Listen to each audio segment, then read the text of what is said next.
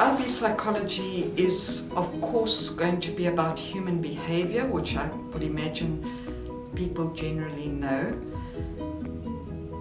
The course looks at behavior from three particular perspectives: the biological perspective, the socio-cultural, and the cognitive perspective. What this means is that we look at any particular behavior in terms of how the body, like the brain, would affect that behavior, or how chemicals might affect that behavior. That's the biological perspective. Or we look at how a person's thinking could affect that same behavior. Sometimes, whereas psychology is very scientific in its nature,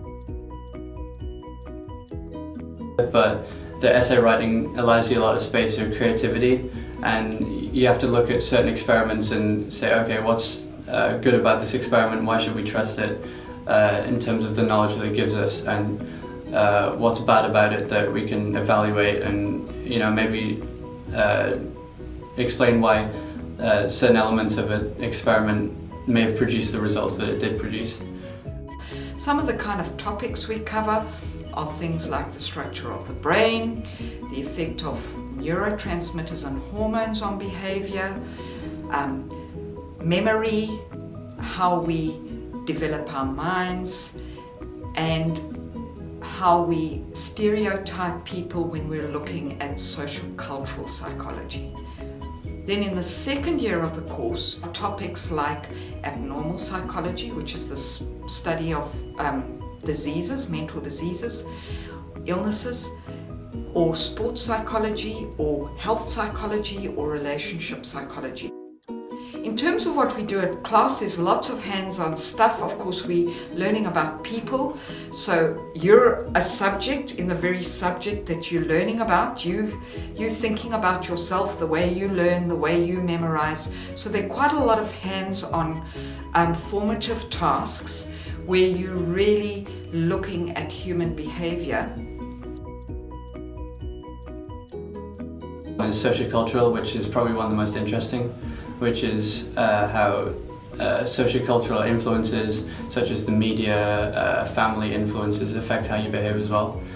And you learn about things such as business and how companies use different persuasion strategies to try and get people to buy their products.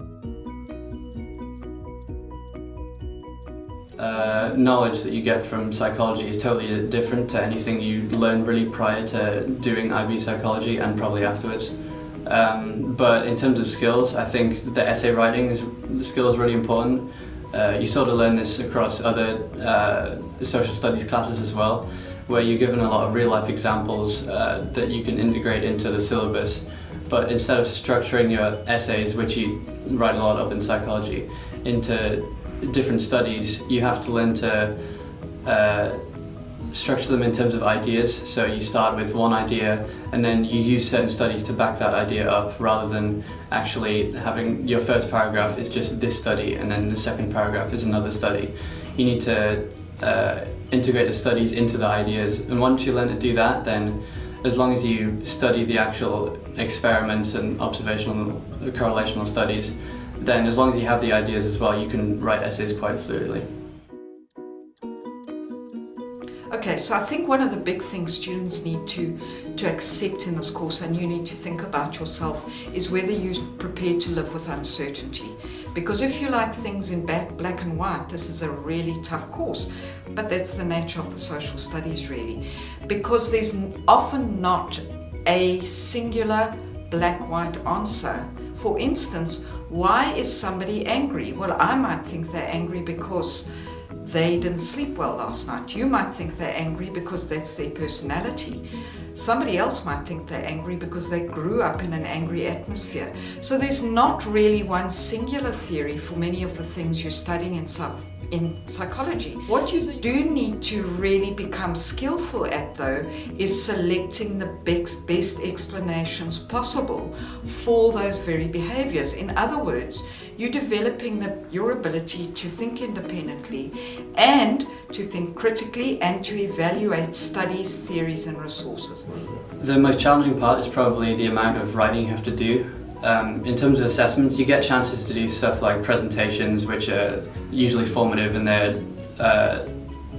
it's a little different from what you'd usually do in an exam.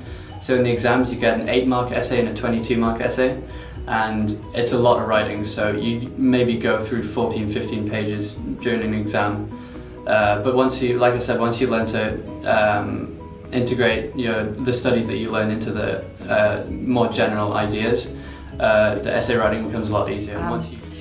Some students might not like the theoretical type of nature of the course. There are lots of theories to think about, which can get a bit tedious sometimes for students. Of course, for students who love theorizing and love debating, this is a really good course.